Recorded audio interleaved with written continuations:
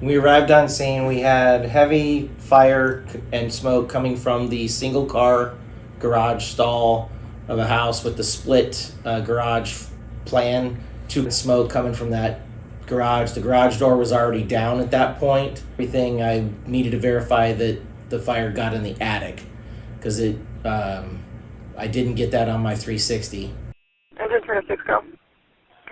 Engine 306 is on scene of a single-story residence with a tile roof. Obvious working garage fire in a single car stall. We'll be hand-checking the supply line, using the deck gun to get initial knockdown. Be pulling an 1 3/4 for search and rescue fire attack. Will be Sammy Command.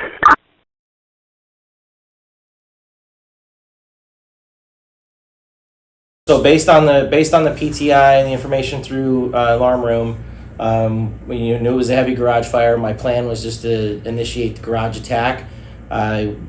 We hand jacked the supply line, had my plugman go up top, set the deck gun towards the garage. We flowed water on the garage, and then I had my nozzleman, he pulled the hand line. I went interior to check the interior conditions at the time. They were clear, just a real light haze of smoke up towards the ceiling. And then about that time, I was trying to coordinate with engine 303 that arrived on scene to pull a second hand line off of my truck and come in and assist interior and get up into the attic to put eyes on the attic with a hand line. The ladder was there pretty quick, and I had them come in and just assume ventilation because I was still piecing everything together at that point. Engine 303 approaching from the south. Engine 303 approaching from the south. LT-05 approaching from the south. Engine 306 on a plug. Okay, I'm just giving you a 12-minute elapsed time notification. You also have engine 303 clearing for you. Command copy. Command to engine 303. 303, go ahead. Command to engine 303. 303, go ahead. Would you guys come up and grab a second line off of our truck and just assist us with fire control? I copy, grab a second line for your truck for fire control.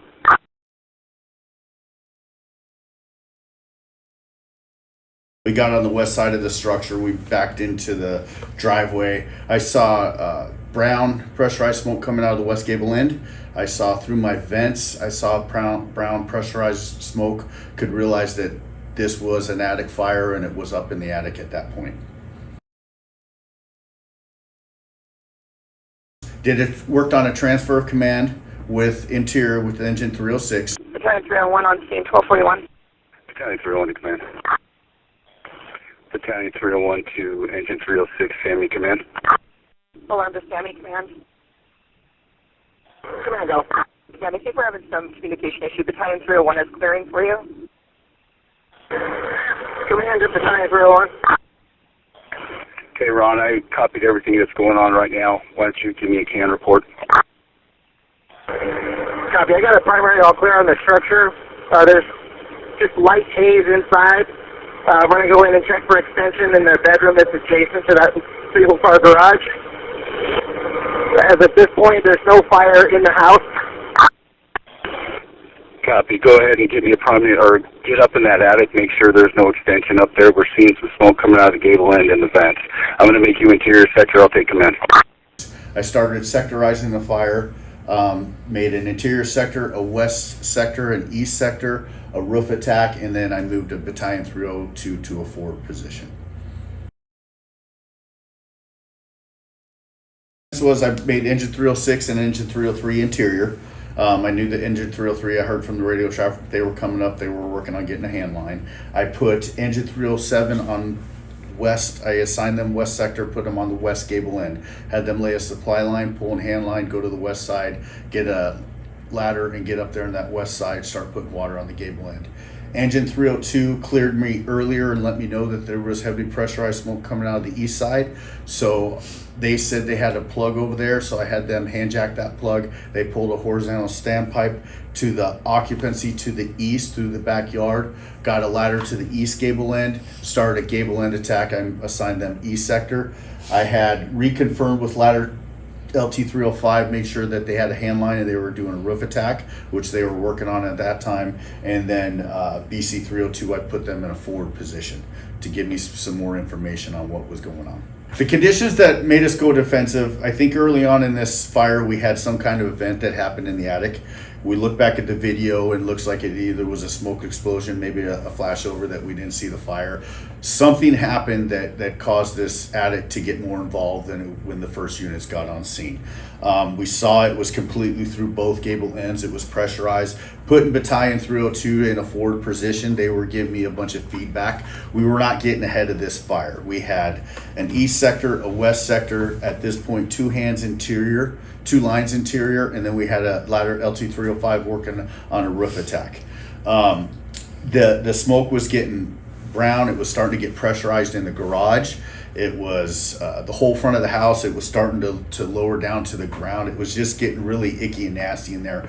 Battalion 302 came back and said, we don't look like we're getting ahead of this. I think we need to think about going defensive. At that point, I decided to balance this to a first alarm because I was running out of players. I had my last unit on deck, so I balanced it to a first alarm. He came back again and said, we need to go defensive. We're not getting a good handle on this. And then at that point, I did emergency traffic. We went defensive and asked for a par for everybody on the fire ground. Sammy, command alarm. Give me the balance of the first alarm. Copy. I'll get you the balance of the first alarm, and I'll show you the defensive at 1251.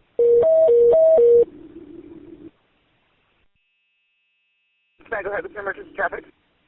All units on the fire ground, we're going to go defensive on this fire. All units on the fire ground will go defensive. Pull out of the structure and give me a par. Thank you, copy. Emergency traffic. At this time, all units on the fire ground on Sammy Way are going to be defensive. You need to exit the structure and give a par.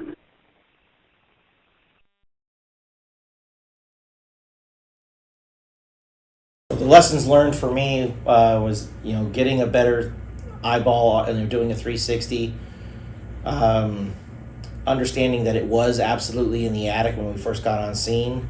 My second, for me, lesson learned, and probably one of the more important ones, is the communication between myself, alarm, and the next incoming units, as well as the BC. One of the things I learned also is I used the radio with a lapel mic. I was having issues with the lapel mic clipping onto my turnouts, kept falling off. That was another issue that I kept dealing with. Getting a hand line and somebody elevated on an attic ladder interior quicker. In retrospect, I should have done a better job of getting my firefighter off my truck. Instead of having him stand there and put water on the single car garage that was already down, that we were hitting with the deck gun, I should have grabbed him with an attic ladder and said, hey, come with me, come interior, and we could have got elevated and at least a couple minutes quicker than the next unit. So the lessons learned for me on this fire is, one is the communication. I think we talk about this a lot on fires. Communication is the key. Luckily, we did have a forward battalion, and he was giving me a lot of information. We were watching the information.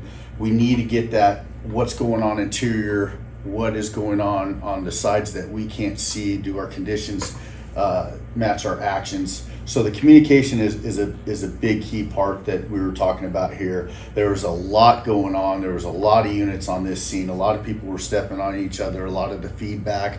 A lot of people talking low into their microphones. A lot of missed traffic, and I want to think it was probably just as much as my part as it was the other crews on there. The 360, just making sure when we get on scene and doing our 360, getting a really good look of what we have and processing that. Sometimes I think all of us do this, that we get there, look that way, got it good, but sometimes we really need, that's some brown icky smoke. That might be in the attic. If a fan is being used, please let command know so we know, understand what the tactic is, why it's being used, what the conditions are, and if somebody is using a fan and they let us know, make sure somebody's close to turn it off in case the tactic changes or the conditions change and we need to remove that fan from the our firefight that we're doing. Also think about your flow pass when you're putting up a fan. If you are going to do it for an attic fire to keep that box pressurized, think about if other doors are open, make sure that they're shut and you're kind of keeping it in the area that you need to. And then we're talking about this with the slicers, you know, with our garage fire attack algorithms, and then going into an attic fire algorithm that, like Doug said, getting that first hand line in there, getting elevated, getting up in the attic. What do we have? Can I get a hand line in there? Where are our pinch points and where can we start putting our hand lines so we can stop this fire from extending farther into that attic?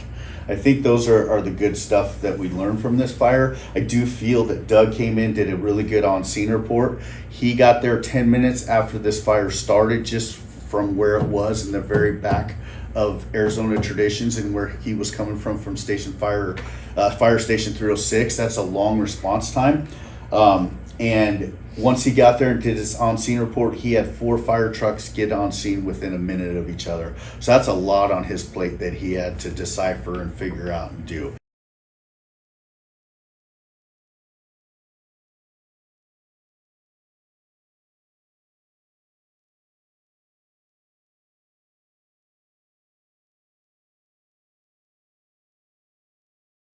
Also think about your flow fat. Forrest's got a booger. We're not going to say anything to him. And he'll ship that shit out. We're saying, everybody say he's got boogers. Well, this outtake's going in.